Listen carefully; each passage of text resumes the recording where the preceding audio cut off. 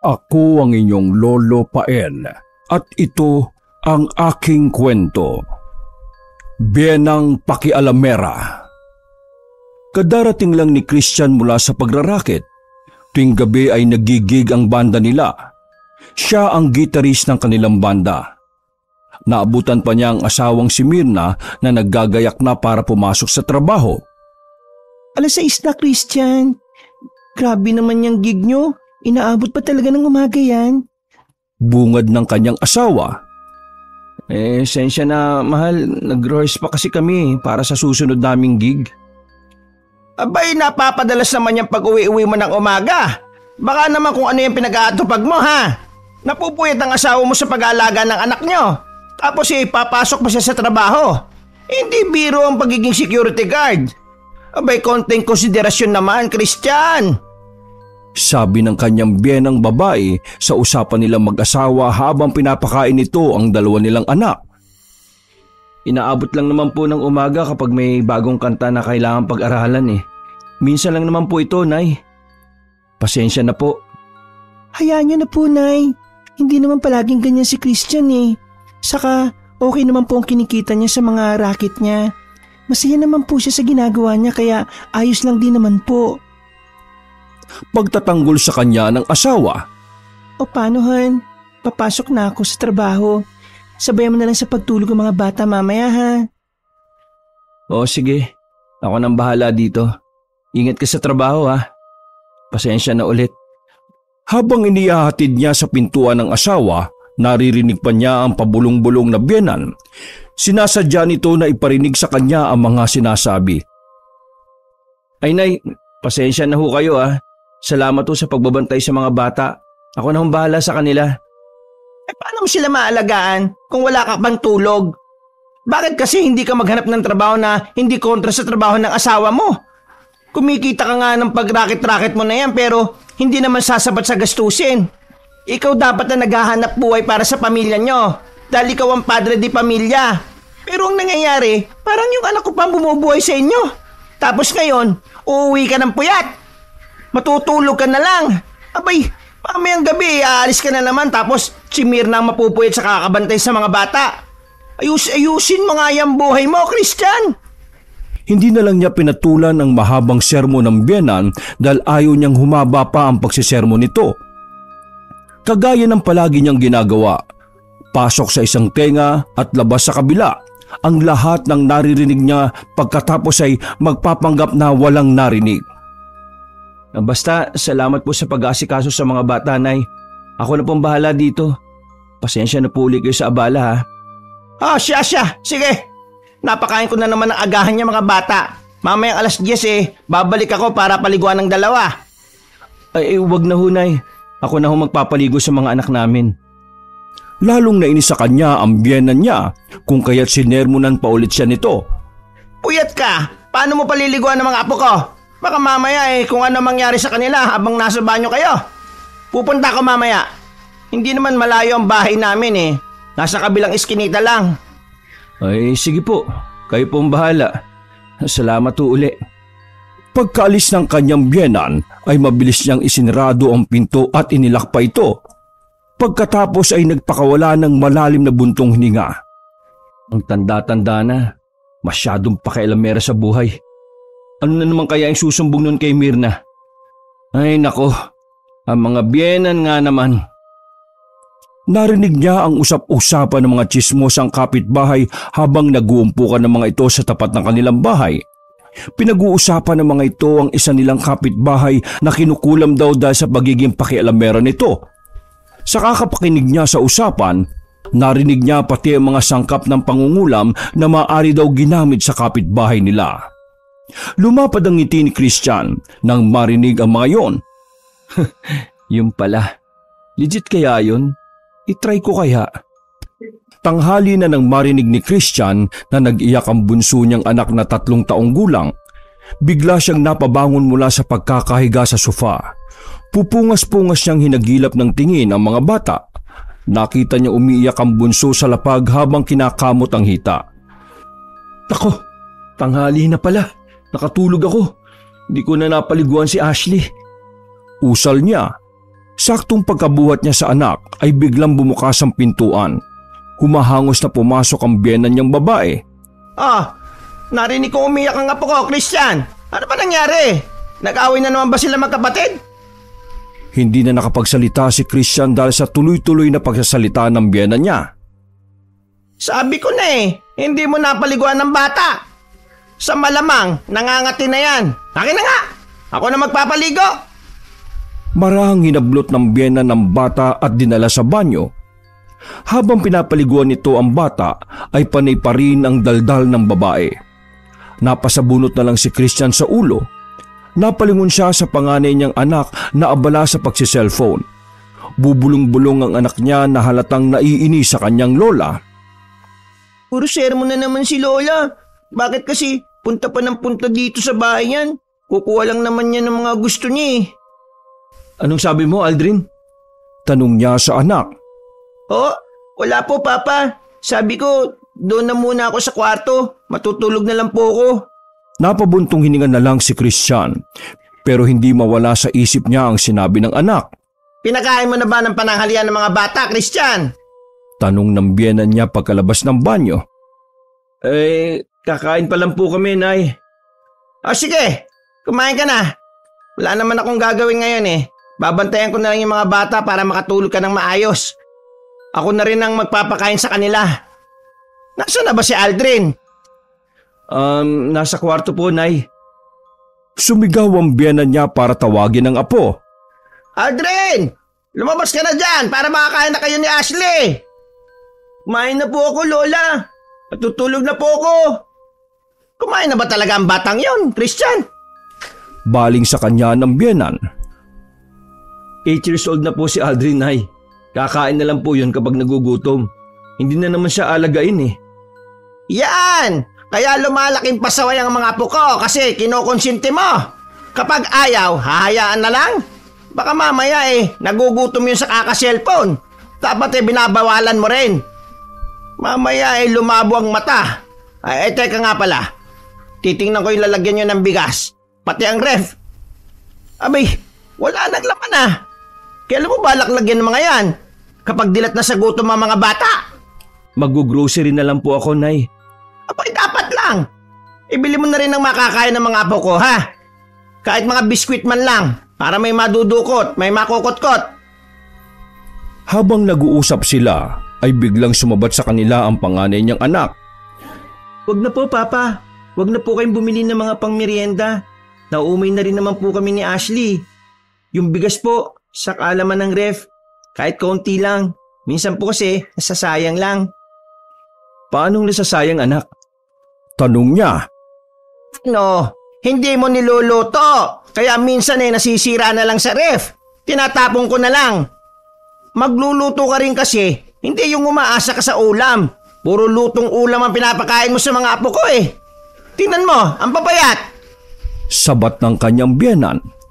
Nag-isip na ng hindi maganda si Christian dahil pakiramdam niya ay may laman ng sinasabi ng kanyang anak. Pero hindi naman siya makapag-react dahil wala siyang maling nakikita maliban sa pakikialam ng biyenan niya sa buhay nilang pamilya. Halos ito na ang nagmando sa kanila sa araw-araw. Isang araw, bago siya umalis ng bahay para pumunta sa gig, malapit ang ngiti ng kanyang biyenan dahil sinabi niyang mamimili na rin siya ng mga pangangailangan sa kanilang bahay. Biglang bumait ang matandang babae sa kanya. Panay pa ang bilin nito na mag-iingat sa gagawing gig. Kapag tungkol sa grocery, mabait siya. Hindi na lang niya pinansin ang inasta ng biyenan. Naging kampante na lang siya dahil may bantay na ang mga anak niya habang hindi dumarating ang kanyang asawa. Bago dumiretso sa lugar ng kanilang gig, dumaan muna siya sa grocery para mamili. Halos 1 oras din siyang namimili bago lumabas. Pagkalabas, nakita niya ang isang tindahan ng mga halamang gamot. Mayroong mga bagay rin na tingin niya ay ginagamit sa pagriritual. Mabilis niyang inilagay sa box ng motor ang mga pinamili pagkatapos ay pinuntahan ng tindahan. Habang tumitingin siya sa paninda ay nagulat pa siya nang biglang sumulpot ang matandang lalaki. Anong hanap mo, iho? Napaigtad siya nang bigla itong nagsalita. Masyado kang magugulatin. Naku po, Manong, Sino po bang hindi magugulat bigla po kayong sumulpot? Ano ba hinahanap mo? Pangontra ba sa balis o sa kulam? Baka gayuma ang hanap mo. Po? Nagtitinda po kayo ng mga ganon? Lahat ay tinitinda ko. Kaya sabihin mo lang at bibigyan kita ng kailangan mo. May tinda po ba kayong pampalaya sa pakilamera? Bigla siyang tinawanan ng matandang lalaki. Biyanan ba tinutukoy mo? Napakunot na lang siya ng loo at hindi na lang kumibo. Salamat na lang po. Paalis na siya nang biglang magsalita ang matanda. Subukan mo itong talisman. May orasyon na ito. Isabit mo lang yan sa malapit sa pintuan ng bahay niya. Nagbibigay ito ng proteksyon o shield sa isang lugar para hindi makapasok ang negatibong enerhiya. Napakunot ang noo niya dahil hindi niya alam kung paniniwalaan ang sinasabi ng matanda. Pero kung nag-aalagan ka, pwede mo pang samaan ng sarili mong orasyon. Gamit ang larawan ng taong pakialamera. Isulat mo sa larawan niya ang buo niyang pangalan. Pagkatapos dasalan mo. Ibulong mo ng 3 beses sa hangin ang pangalan niya. Pagkatapos magdasal ka. Po? Dasal po? Iniabot sa kanya ng matanda ang isang piraso ng papel na nakatupi. Naintindihan na niya ang naisiparating ng matanda. Salamat po, tatang. Magkano po ito? Kapag naging mabisa yan, saka mo na lang ako balikan para bayaran. Sige po, tatang. Tinunguan siya ng matanda pagkatapos ay sinenyasan siyang umalis na. Nginitian pa siya nito pero nagpakilabot sa kanya ang ngiting yon. Maagang natapos ang banda nila kung kaya't maaga siyang nakauwi ng bahay. Tulog na ang mag-iinan niya nang silipin niya sa kwarto. Nagpunta siya sa kusina para maghanap ng makakain. Kumain muna siya bago naglinis ng katawan. Pagkatapos ay inayos niya ang mga pinamili. Hanggang sa napansin niya ang talisman na ibinigay ng matanda sa kanya. Nailagay niya ito sa plastik kasama ng mga pinamili. Ilang segundo niya itong pinagmasdan bago nabuo ang pasya na isabit itong malapit sa pintuan. Isinabit niya sa pako kung saan nakasabit ang larawan nilang pamilya. Iniligay niya sa likod niyon upang hindi mapansin ng ibang tao. Makailang ulit pa niyang sinulyapan ang talisman bago tuluyang pumasok sa silid para matulog. Kinabukasan, maaga siyang gumising. Nagluto siya ng almusal na ikinatuwa ng kanyang asawa. Aba, bumabawi ka yata Bati ng kanyang misis. Oo, alam mo na, tad na ako ng sermon sa nanay mo Pabiro niyang sabi. Ay sus, hayaan mo na lang yung sinanay. Ganun lang talaga yun. Di ka pa nasanay sa kanya. Pagpasensyahan mo na lang yun. Ganun talaga ang magulang. Ano pa nga ba magagawa ko? Kailangang habaan na talaga ang pasensya. Habang nag-uusap silang mag-asawa, nakita niyang paparating ang kanyang biyenan. Baka sa mukha niya ang pagkasabik kung talagang epektibo ang talisman. Nang malapit na sa pintuan ng babae, bigla itong nagkamot ng ulo at nag-isip. Teka, ano nga ba yung nakalimutan ko? Alam ko may dadalhin ako Teka nga muna at pabalik ako sa bahay. Saad ng matandang babae. Oh, anong nangyari doon? Tanong ng kanyang asawa nang makita nitong biglang umuwi ang ina. Sabi daw may nakalimutan. Hayaan mo na siya, Han. Babalik din niya si nanay. Oh, kumain ka na bago ka maligo. Gigisingin ko na si Alden kasi may pasok yun sa eskwelahan ngayon Paalis na ng bahay ang asawa niya nang dumating ang kanyang biyenan. Pagkalapit sa kanilang bahay ay agad na kinuha ang walis na nakasandal sa dingding at nagwalis ng bakuran. Nay, anong ginagawa mo? Tanong ng asawa niya. Wawalisan ko lang itong paligid. Ang kalat-kalat. At wala man lang nagwawalis Sige na, umalis ka na at mahuli ka na sa trabaho. Ang kupat-kupat talagang kuminis ng asawa mo. Tingnan mo, pati si Aldrin mahuli pa yan sa klase. Hindi po, Nay. Maaga pa naman po Habang nag-uusap ang mag-ina, saka naman siya lumabas kasabay ng anak na panganay. Karga naman niya ang bunso. Oh, saan mo dadalhin si Ashley, Christian? Tanong sa kanya ng biyenan. Isasama ko po, Nay, sa pag-atid ko kay Aldrin sa school. Bakit isasama mo pa? Mahirapan ka na sa motor. Iwan mo na sa akin yung bata. Nag-aalangan pa siyang ibigay ang anak, pero dahil sinabihan siya ng asawa, sinunod na lang niya ito. Sige ho, kung hindi po nakakaabala sa inyo. Araw-araw ko na itong ginagawa na. Paano pakakaabala pa? Papa, sasabay na lang po ako kay Mama.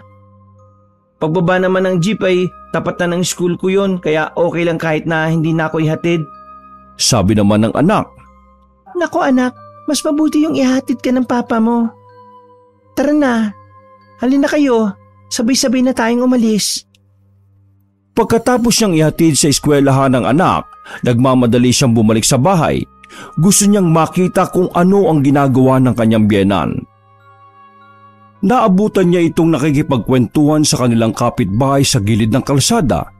Pagkaparada niya ng motor, sa kanya ito nilapitan. Nay, bakit po nasa labas kayo?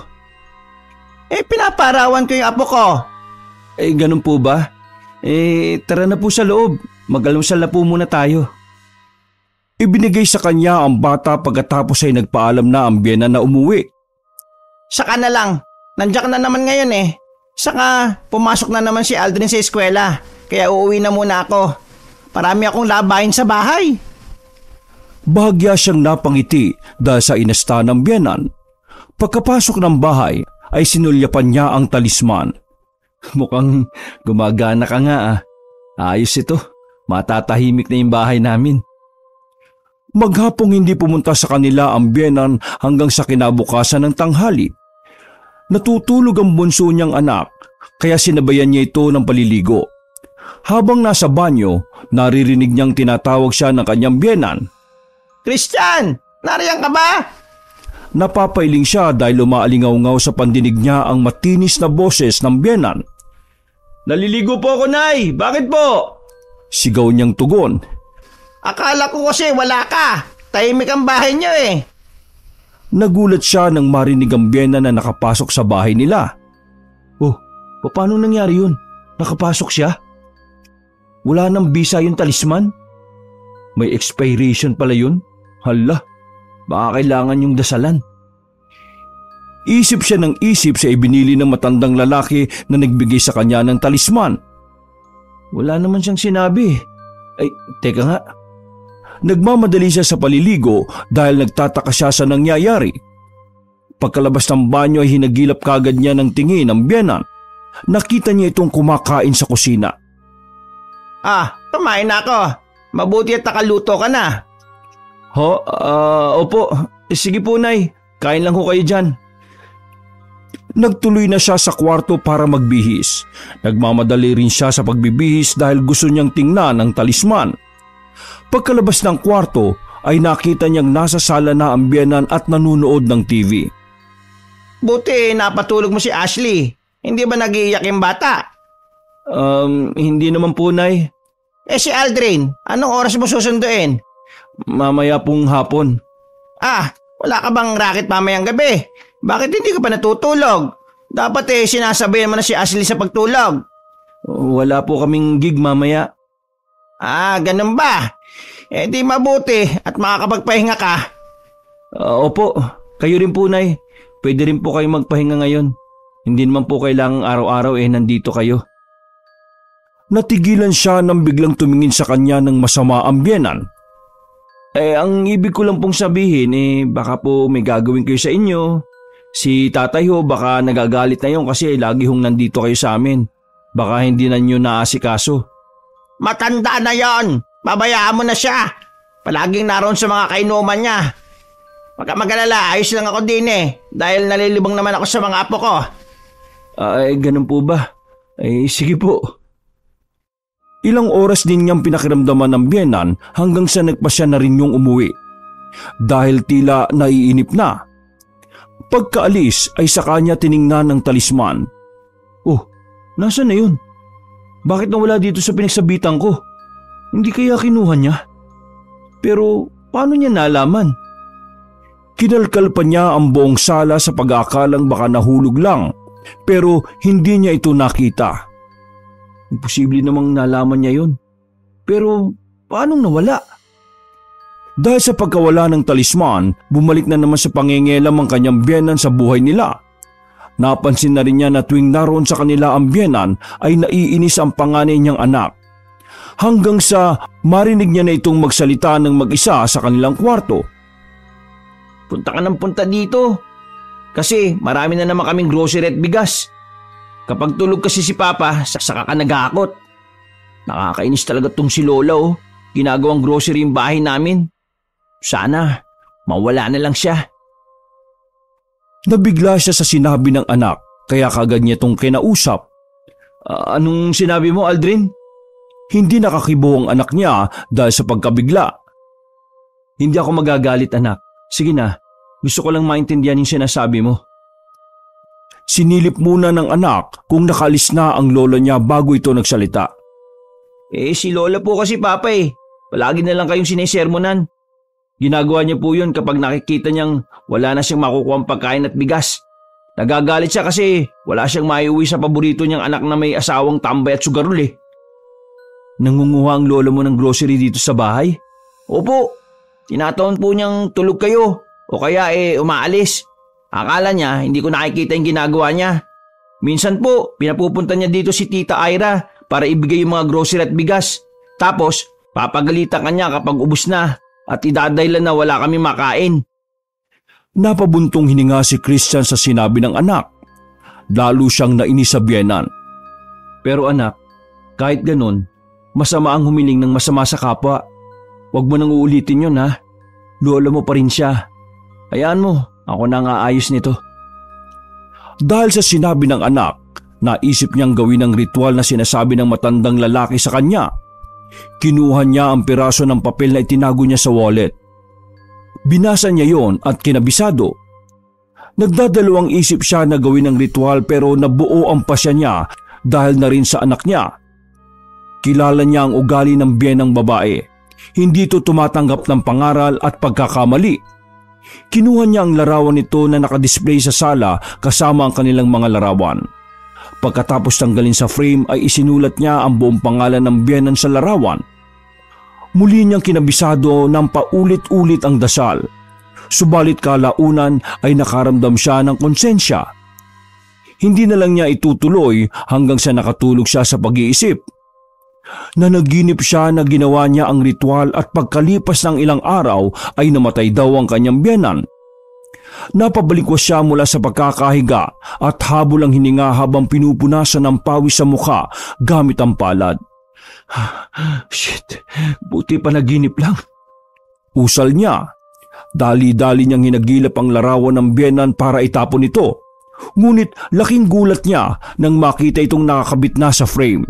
Nakalagay na ito sa sahig sa gilid ng kwarto. May nakatulos na kandila na paubos na. Nakaladlad sa sahig ang papel na may orasyon. Anong nangyari? Bakit nakaayos ng ganyan ang larawan ni nanay? Nagtataka niyang tanong sa sarili.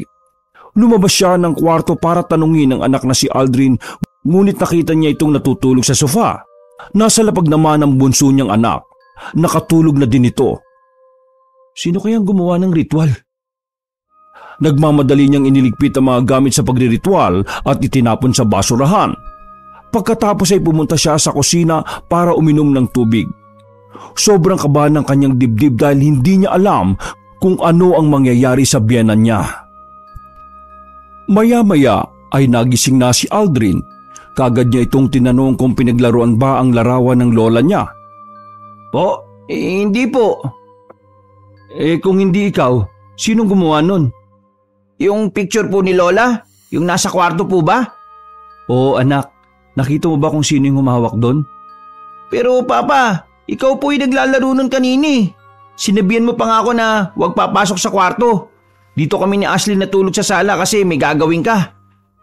Ha? Ako? Nakita mo akong gumawa nun? Opo. Napaupo siya sa sofa dahil sa panlalambot ng kanyang tuhod. Alam kong panaginip lang yun. Pero paanong nangyari? Po, ano po yung Papa? Para saan po ba yun? Wala anak. Tiningnan ko lang yung picture ng lola mo kasi parang kupas na. Sandali lang Dito lang kayo ni Ashley May kakausapin lang ako. Dali-dali niyang pinuntahan ng matandang lalaki na nagbigay sa kanya ng papel. Pero pagpunta niya sa lugar kung saan naroon ang tindahan nito, wala na ang matandang lalaki. Wala na yung matandang lalaki na nagtitinda dito, iho. Ako na lang ang nagtitinda dito ng mga halamang gamot at langis na paghilot.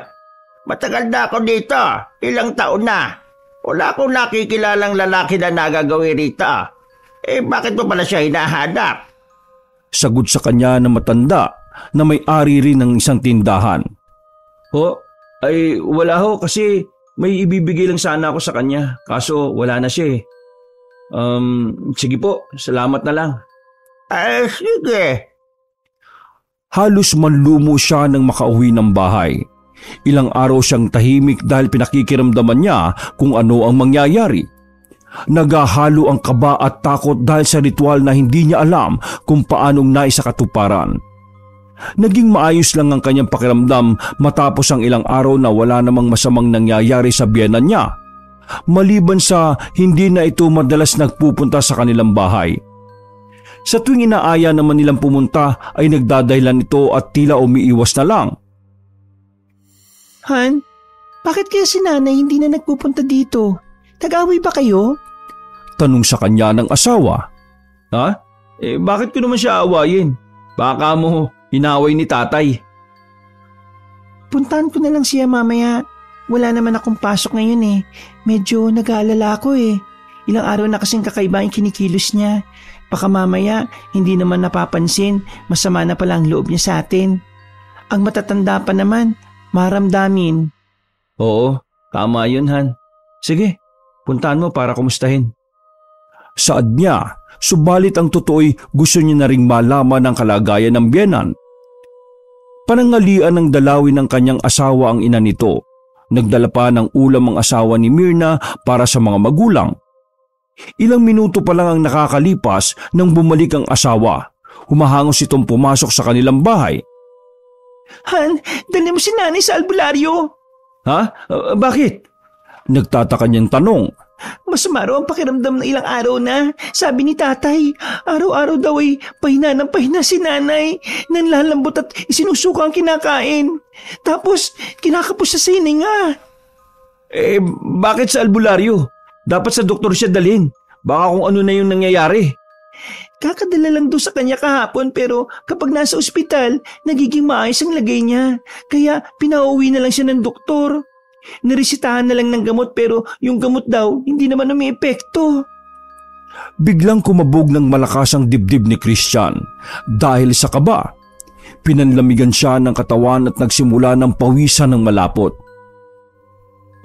Wala akong alam na albularyo Si tatay meron. Ipag-drive na lang daw natin sila. Tayo na, bilisan mo. Iwanan natin yung mga bata kay Ira. Natulala pa siya dahil hindi niya alam ang gagawin. Napaiktad siya nang biglang sumigaw ang asawa. Ano ba? Sige. Dahil sa kaba, hindi na maayos ang pagmamaneho ni Christian. Halos ayaw niyang tumuloy pero nag-aalala rin siya sa kalagayan ng biyenan. Nabibingi na siya dahil sa lakas ng kabog ng kanyang dibdib. Iniisip niya na baka magalit sa kanyang asawa at pamilya nito kapag nalaman nila na may kinalaman siya sa nangyayari sa biyenan niya. Hindi na dito, Christian! Sigaw sa kanya ng biyenang lalaki, saka pa lang niya naihinto ang sasakyan. Ano ba nangyayari sa iyo, Christian? Sobra ka ba mo naman yata? Umayos ka nga! Saad ng asawa niya. Sorry first time ko nakakatakot kaya. Kung may nananalbay sa nanay nyo, huwag kayong magpakita ng takot dahil baka malipat sa inyo ang ginagawa sa kanya. Sabi ng kanyang biyenang lalaki. Tara na, tulungan mo ako, Christian. Alalayan mo ang nanay mo papasok sa bahay ng albularyo. Opo, tay. Habang naglalakad silang palapit sa bahay ng albularyo, lalong nararamdaman ni Christian ang panlalambot ng kanyang tuhod. Unti-unti ring nagdidilim ang kanyang paningin. Bumibigat ang talukap ng kanyang mga mata na parabang hinahatak siyang matulog. Hanggang sa hindi na niya mapigilan ang pagbagsak ng katawan. Huli niyang narinig ang sigaw ng kanyang asawa. Nagising siya na makaramdam ng lamig. Sobrang lamig ng paligid. Pagdilat niya ay sobrang dilim.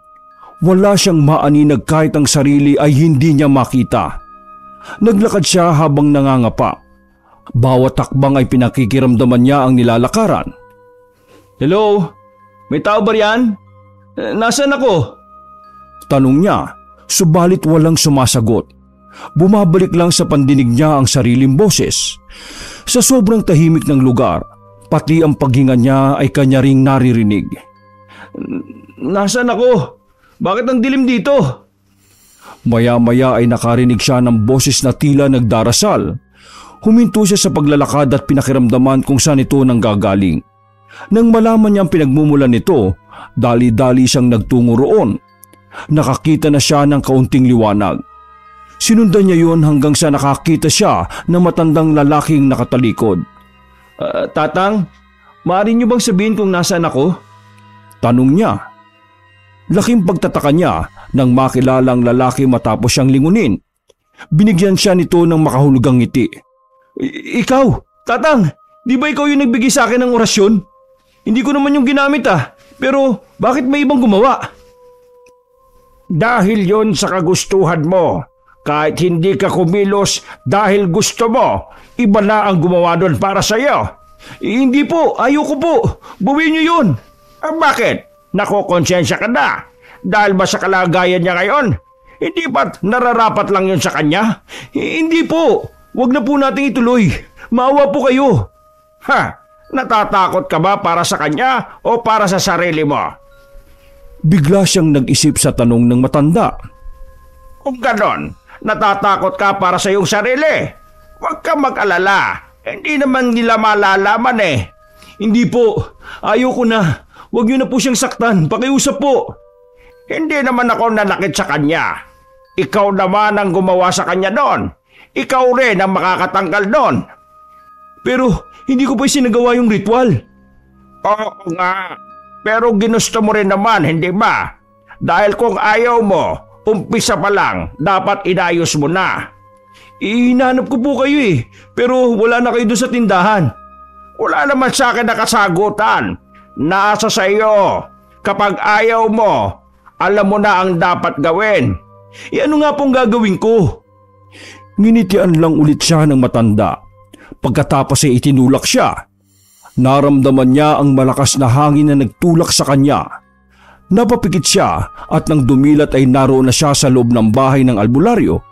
Kasalukuyang ginagamot ang kanyang biyenan. Ano pang nangyayari sa iyo, Christian? Grabe naman ang kaduwagan mo at hinimatay ka pa. Galit na bulong sa kanya ng asawa. Saan ka pumunta? Tanong uli sa kanya pagkatapos niyang tumayo. May kailangan akong gawin. Dali-dali siyang nagmaneho pabalik sa kanilang bahay. Kinalkal niya ang basurahan para hanapin ang larawan ng kanyang biyenan. Nang makuha niya na ito, ay laking pagtataka na unti-unting nabubura ang mukha nito. Kaagad niyang kinuha sa frame ang larawan. Pagkatapos ay nagsindi siya ng puting kandila. Paulit-ulit niyang binabanggit ang pangalan ng biyenan kasunod ang pakiusap na gumaling na ito. Please po, pagalingin niyo po ang biyenan ko. Hindi ko ito gusto. Ayaw ko mapahamak siya kahit pakialamera yun at bungangera.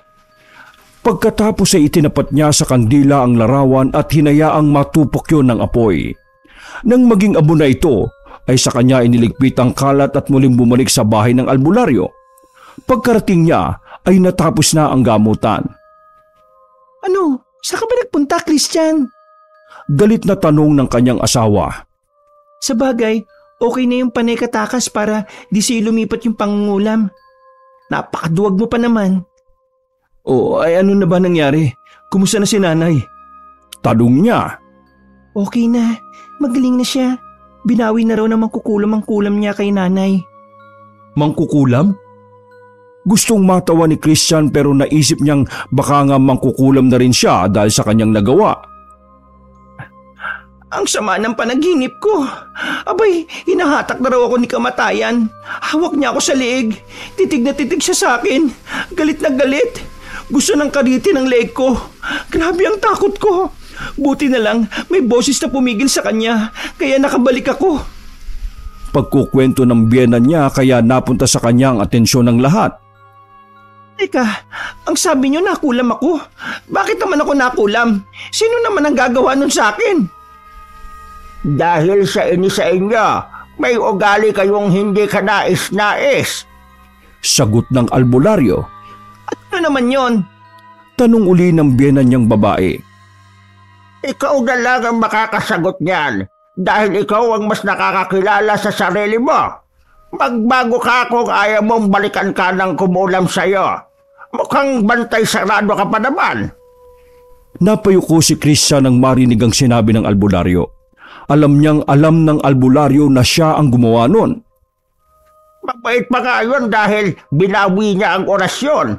Kung tumagal pa baka nga kasama ka na ni kamatayan ngayon. Habang pauwi sila ng bahay, walang tigil sa kakadaldal ang biyena niyang babae. Nang gagalaiti ito dahil sa sumalbahe sa kanya. Tumigil ka na nga. Kapag hindi ka pa nagbagong matanda ka, baka ako na talaga magpakulam sa'yo. Para yung bunganga mo maisara ng tuluyan. Hindi ka pa nadala. Galit na saway ng biyena niyang lalaki. Nako, alam ko naman na ikaw ang unang matutuwa kapag ako'y nawala na. Para wala nang babawal sa'yo sa kakalaklak mo. Kaya nga ako lumalaklak para makaiwas sa'yo. Ganon. Parang mga batang nag-aaway sa loob ng tricycle ang dalawang matanda. Tumigil na nga kayong dalawa. Pareho ko kayong ihuhulog Nay, tay, tama na. Saway ng kanyang asawa pagkatapos ay binalingan siya nito. Han, may kilala ka bang mangkukulam? Ha? Bakit naman? Ipasarado kaya natin yung bunganga ng dalawang matandang to. Di na natuto Natawa na lang siya sa sinabi ng asawa, kaya sinakyan na lang niya ang trip nito. Meron. Kailan natin pupuntahan? Sakto, malapit dito sa lugar. Tumigil nga kayong dalawa. Baka kayong dalawa ang ipakulam ko. Tinawanan nila ang sinabi ng biyena niyang babae. Kasi Nay, ang sabi ng albularyo, magbagong buhay na raw kayo kung ayaw niyong balikan kayo ng mangkukulam. Sige ka, talagang di ka namin ipapagamot. Saad ng asawa niya. Ilang araw matapos ang nangyaring yon, tinanong ni Christian ang anak niyang si Aldrin kung ginagawa pa rin ng lola niya ang masama nitong gawain. Hindi na po, Papa. Saka narinig ko nung isang araw nagpaalam na siya kay Mama. Humihingi na siya ng grocery para ibigay kay Tita Ira. Okay na yun kaysa nagnanakaw siya, di ba anak? Mas ayos na yon? Opo, Pa. Hindi ka na naiinis sa lola mo? Medyo na lang po. Bakit?